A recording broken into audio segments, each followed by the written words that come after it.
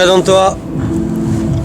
Alors, salut à tous, moi c'est Salah, Vagabond Crew, Massive Monkeys, Ultimate Crew, et je suis de Créteil, Paris. Très bien. Voilà, ça à peu près une quinzaine, 17 ans que tu danses, à peu près, moi je dirais 95, 96. 20 ans là, 20 ans 95 ans. Oui, je sais pas qui dit n'importe quoi. Attends. Là, à une époque, tu étais au Cirque du Soleil, après tu as arrêté.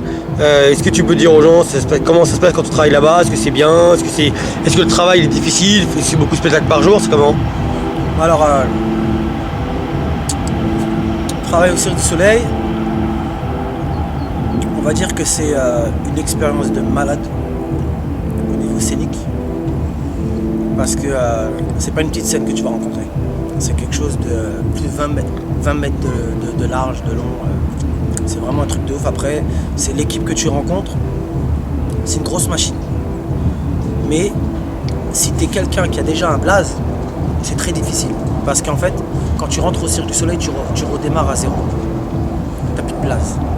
T'es l'image du Cirque du Soleil. Moi je pensais que c'était le contraire, je pensais qu'il te prenait par rapport à ce que tu faisais toi. Tu peux être un personnage, il n'y a pas de problème.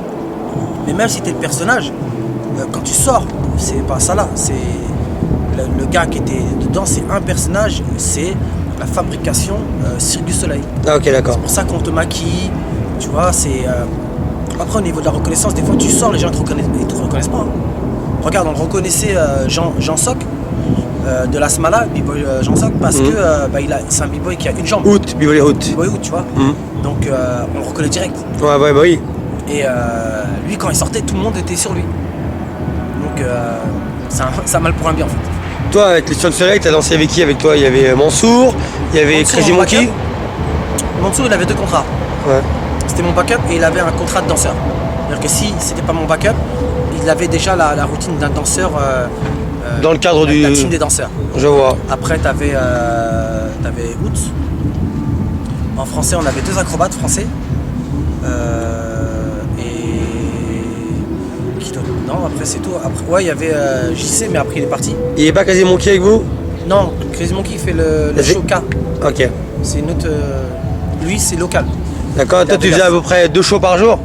On faisait. Ils avaient prévu de faire 3 shows. Physiquement, c'était pas possible. Ils se sont rendus compte que le show il était trop physique.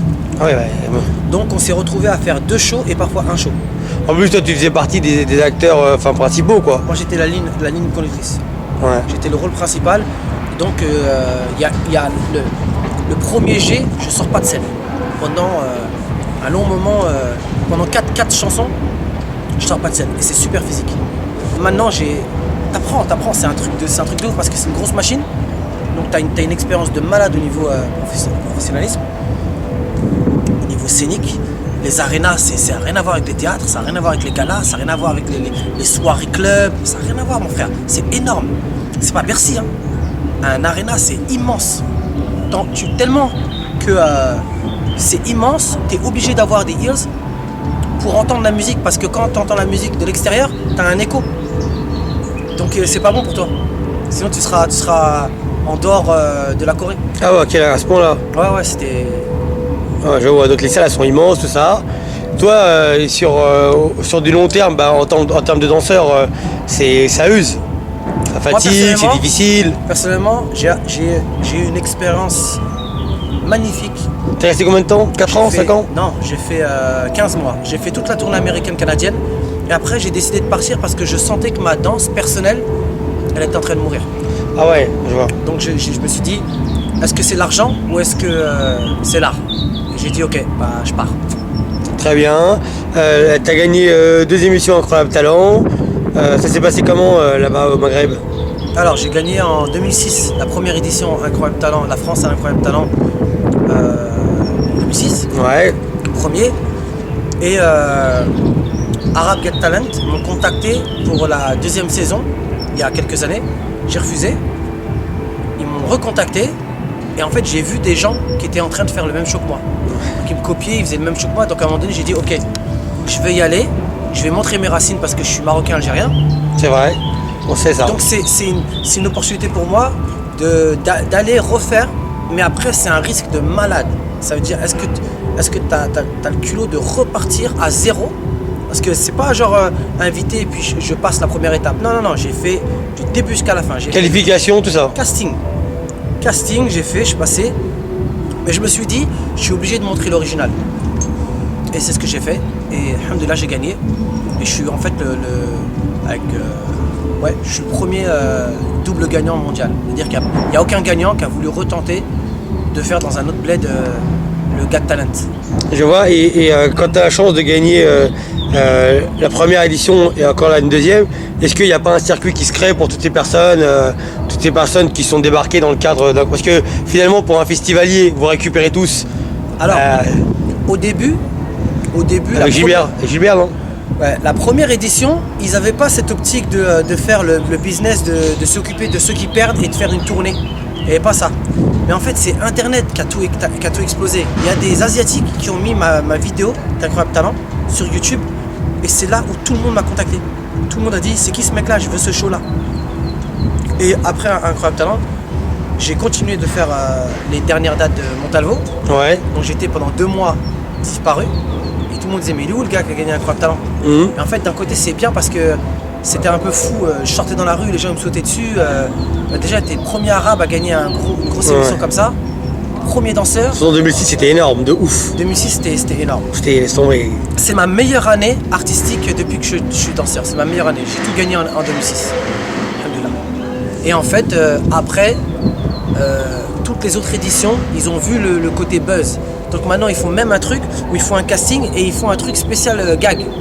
Donc c'est un peu se foutre de la gueule des gens. C'est-à-dire que tous ceux qui sont nazes, en fait, on va faire une spéciale série et on va faire rigoler les gens. Et ça fait de l'audimat. Je vois. C'est chiant à dire, mais voilà, c'est le business. Comment ramener du monde? Donc maintenant, c'est tout et n'importe quoi. Donc là, maintenant, il y a de plus en plus de licences, il y a de plus en plus de télé-réalité.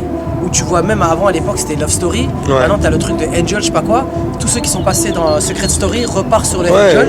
Ça fait du buzz. Dans la danse, quand tu fais une émission, maintenant, il y a beaucoup de cabarets, d'événementiels, galas, soirées privées. Ils voient une personne. En fait, ils font des recherches plus dans les agences, mais sur YouTube et Facebook. C'est comme ça qu'ils les contactent. Donc, oui, quand tu fais une émission, que tu gagnes, que tu perds, c'est que du bénéf. Parce que quand tu es... dans le côté audimat, on te voit à la télé, c'est un tremplin. Je vois, toi tu reviens loin là, t'as une blessure. Ouais, c'est chaud parce que en fait après Arab Got Talent, il m'est arrivé une galère, c'est que je me suis fait une micro-fracture de la cheville gauche et elle a été très compliquée Ils voulaient opérer, je voulais pas opérer parce que ça allait me coûter 1 an et demi d'arrêt. Donc j'ai dit quelle est l'autre solution si c'est pas opération. Et en fait j'ai fait strapping, plâtre et en fait après j'ai compensé avec la droite et c'est la droite et j'ai fait une déchirure du ligament fibulaire. Une galère quoi. Et galère, donc les deux, tout le monde pensait que je travaille, les gens ils s'inventent une vie, ça là c'est un millionnaire, il a une maison là, il a une maison aux States, il vient à Londres. Arrêtez de vous arrêtez de vous inventer des vies. J'étais chez moi, blessé pendant 6 mois. À Créteil. J'ai pris mes coachs, j'ai payé mes coachs. Alors ça c'est un message pour tout le monde. Regardez-moi bien. Si vous êtes blessé, allez au kiné et faites vos séances. C'est incroyable comment faire plusieurs sessions. En fait, ça va changer. Déjà, tu vas apprendre à connaître tes appuis. Tu vas apprendre à mieux connaître ton corps. Et documentez-vous sur vos blessures. Pourquoi vous avez eu vos blessures? Parfois, c'est par rapport à l'alimentation. Parfois, c'est par rapport à la fatigue. Parfois, c'est parce qu'on veut faire tous les plans et qu'on ne prend pas de pause. Ça, c'est un message personnel. Vous le prenez pas. Je sais de quoi je parle. Voilà, j'étais en arrêt. Les docteurs, ils m'ont dit la danse, c'est fini. Ah, c'est chaud. Et j'ai dit, c'est pas possible. Donc, j'ai tout recommencé. Physio, hôpital, IRM. J'ai vraiment fait en sorte de savoir tout ce qu'il y a. Maintenant, je me suis mis dans le physical training, le fitness. J'essaie d'apprendre un peu plus par rapport à mon corps, l'anatomie. Documentez-vous, c'est important. Et surtout, sur la diète. La diète, c'est important, mais c'est un truc de ouf. C'est-à-dire qu'il y a un facteur, c'est ça. T'as les aliments, t'as les fruits et les légumes. C'est ça notre médoc. Ne prenez pas des médocs, c'est ça les médocs. C'est les légumes et les fruits. Arrêtez de prendre du sucre, arrêtez de prendre du sel. Tout ça, c'est ce qui va foutre en l'air votre corps. Simamed aussi, il est beaucoup dans cette politique. Ouais, il est à fond dedans. C'est- Regarde le corps de Simamed, mon frère. Ouais. Depuis Sim aussi, que je je le connais son- connais, alhamdoulilah, il se porte bien. Et justement, je l'ai vu, on en parlait, des jus détox, surtout les jus verts, qui te clean les intestins et tout. T'as des jus qui te clean les reins, le foie, le côlon. Ouais, t'es vraiment rentré là-dedans, quoi. Ouais, mais t'es Parce obligé. qu'à un moment donné, t'étais aussi rentré pas mal dans la muscu, on te voyait beaucoup. Ouais, parce qu'en fait, je voulais être coach pour danseurs. Parce qu'en fait, quand j'ai commencé à donner mes stages, je me suis dit, j'ai envie de donner un petit truc fitness. Et j'ai vu que ça plaisait. Je vois les gens, ils sont motivés et tout. Donc j'ai dit, ok, je vais me mettre à fond dedans. Et tu sais, je vais pas te mentir, voilà. Je suis musulman, je suis pratiquant. C'est quelque chose qui me protège. Et je sais qu'un jour, je vais arrêter la danse. Donc, à un moment donné, il faut que je retrouve une reconversion. Et je pense que ma meilleure reconversion, c'est le coaching, c'est de prendre soin des gens et de transformer les gens. Par exemple, s'il y a une personne qui a pris 10 kilos, mon rêve, c'est de lui dire, je suis avec toi, je vais t'aider à les perdre, mais est-ce que tu me fais confiance? En gros, ton rêve serait de t'occuper de moi, quoi. Non, mais il n'y a pas de problème, si tu as besoin, il n'y a pas de problème. Moi, regarde, j'ai pris 10 kilos en étant blessé, je faisais 86 kilos. Je me suis pesé tout à l'heure, je fais 77 kilos. J'ai presque perdu 10 kilos. Et en fait, c'est ça. À un moment donné, tu fais de la muscu, à un moment donné, tu vas t'arrêter. Pas parce que c'était un phénomène de mode, non. C'est parce qu'à un moment donné, tu sens, tu connais. Tu as vu que tu as gonflé. Là, à un moment donné, j'ai trop pris et je me suis rendu compte que dans la danse, je me suis rendu compte délicat pour danser. j'étais trop lourd. Quand je faisais un pop, je chantais le pop, mais c'était comme Franquet, tu vois, il m'a expliqué, le pop, c'est du relâché. C'est pas du bourrage. Ouais, ça c'est plus la génération 80. Non. Avant, Le pop, c'est si t'es pas relâché, tu vas pas faire du pop. Tu vois, il y a même Nelson qui le dit, il y a Franquet, il y a Pete, il y a Walid. Tu vois, tous ces gens-là, experts du pop, ils te le disent. J'ai remarqué un truc, parce que je te suis quand même, ça là. J'ai remarqué que dernièrement, tu t'es un peu remis en question au niveau de ta saison. Pas que tu n'es pas remis en question, parce que tu resteras quand même une figure de l'animation. Non, t'as raison, continue. Parce que je t'ai vu faire des choses que tu ferais plus, c'est-à-dire aller au stage de Pete, aller voir Franquet, tu vois. Je te suis, je regarde ce que tu fais quand même, tu vois. Et je me suis dit, tiens, c'est bizarre, parce que vu le blast que t'as, il n'y a personne qui ferait ça. Personne, je te le dis. Voilà, on va remettre les choses au clair. Dans la vie, tu peux être là. Ok, tu peux être très riche. Du jour au lendemain, comme ça, les lumières elles s'éteignent. T'as plus personne. T'as plus d'argent. T'as pas les pseudo-familles, amis. Y a plus personne. Là, ça y est. T'es face à toi-même. Qu'est-ce que tu fais? Tu vas te suicider ou tu vas te remettre en question? Tu vas t'asseoir. Tu vas dire ok, qu'est-ce que je fais? J'ai pris la décision. Parenthèse, tout ce que je vous raconte, c'est pas ce qui m'est arrivé. C'est juste un exemple. Un exemple, ok. Voilà, maintenant, ce qui m'est arrivé, je me suis blessé et je me suis rendu compte, je me dis, j'ai vu en fait la nouvelle génération. J'ai dit, c'est un truc de ouf, comment ils ont progressé. Et puis après, j'ai vu cette nouvelle génération qui apprend par cœur les musiques. Ouais, génération iPod, t'appelles ça. J'appelle ça les iPod danseurs et les caries appellent ça karaoké. Voilà. Donc moi je dis iPod danseur parce que pour moi tu seras pas un vrai danseur si tu connais par cœur le son et que tu es là et tu me prends tous les accents. Tu es en train de te mentir à toi-même mon ami.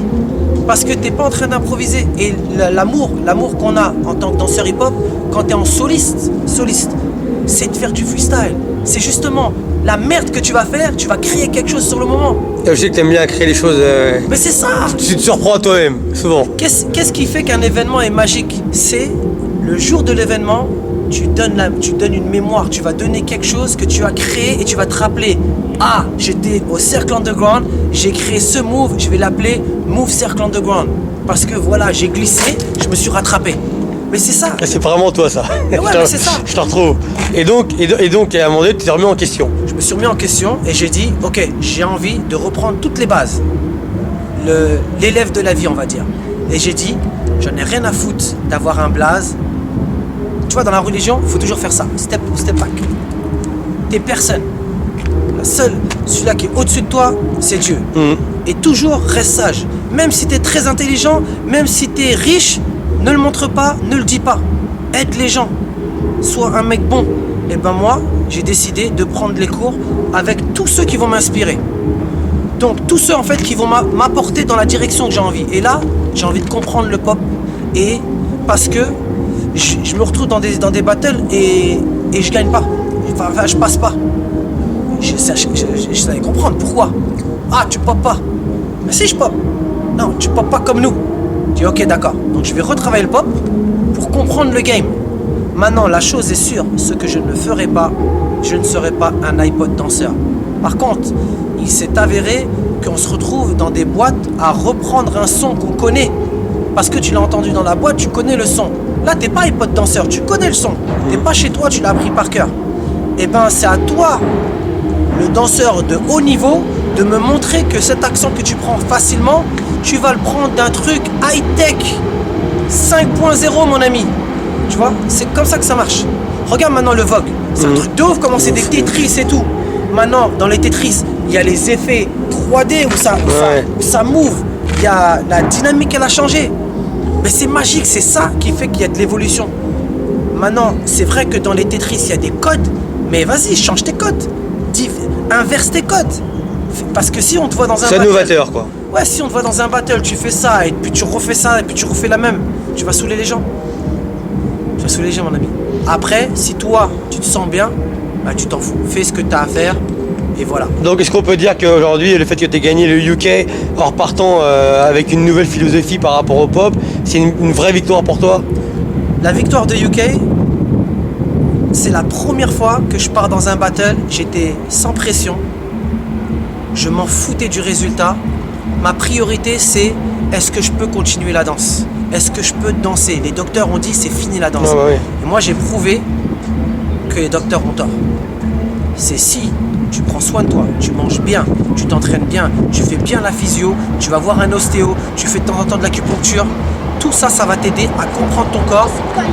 Et voilà, après tu... C'est un vrai message pour la nouvelle génération. C'est un vrai message. Tout peut t'arriver. T'es pas fini. Et très là, bien. la meilleure des réponses, c'est voilà, ma victoire à UK. Je la dédicace à la maman de Mayumi qui est morte. Et je la dédicace à Salex qui devait venir et qui s'est blessé. Et c'est des gens qui ont cru en moi et qui m'ont dit sois ça là, reste toi-même et tu verras. Et c'est ce qui s'est passé. Bah, très bien, je te remercie. Et surtout, prenez des cours. Parce que ce que j'ai fait à UK, c'est les cours de Walid, les conseils de Walid, les cours de Pete, les conseils de Pete, les cours de Franquet, les conseils de Franquet. Il y a Stokos qui m'a aidé, il y a Mike qui m'a aidé, il y a... C'est qui? Voilà, c'est en ce moment, c'est les gens que je côtoie. Après, je dis pas que Nelson, Christo, Ness, Prince, toutes ces références, elles vont pas m'apporter, je dis pas ça. J'ai pas encore eu l'occasion d'aller prendre leurs cours, tu vois.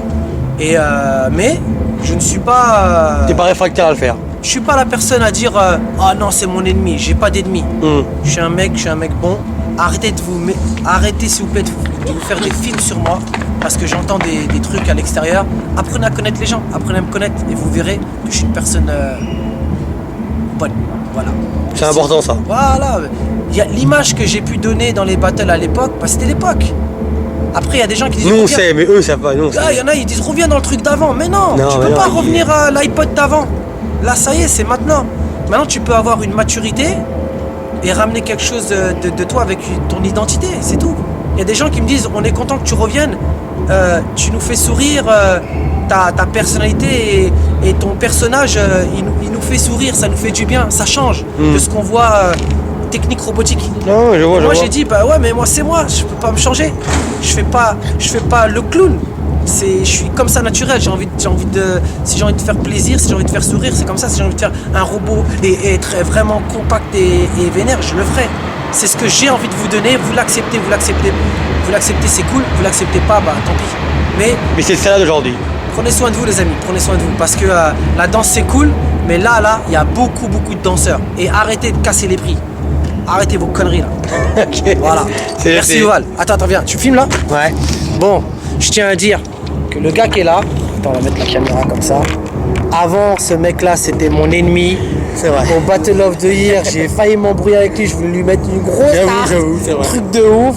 Parfois, on peut être maladroit, mais je tiens à vous dire que c'est un mec qui bosse bien. Des fois, t'es relou au micro. Ouais. Des fois, t'es relou. Quand tu vois un danseur et tu fais ah, elle est belle celle-là, je dis mais pourquoi il parle? Mais c'est Yuval. Ça reste Yuval. T'es un mec bien, mec. Je te Merci, dis, ça. t'es un mec bien. Et là où je te Ça me respecte, touche.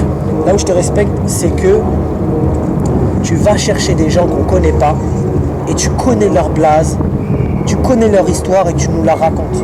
On essaye, c'est là. Chacun raconte son histoire, toi tu racontes ton histoire sur la piste, et moi aujourd'hui au micro. Chacun aujourd'hui sur la... Bon les amis, on va s'occuper de lui aussi parce que je vois Ouais. qu'il a appris un peu trop de couscous. C'est pour ça que je l'ai dit tout à l'heure, cette vidéo. Mais on garde cette vidéo, ok? Et dès que tu veux, on fait 1 mois d'entraînement et je vous promets en 1 mois, il y a déjà 5 kilos qui sautent. Ok, d'accord. Ça marche? Ça marche. Ça y est mon pote. Merci. C'est cool.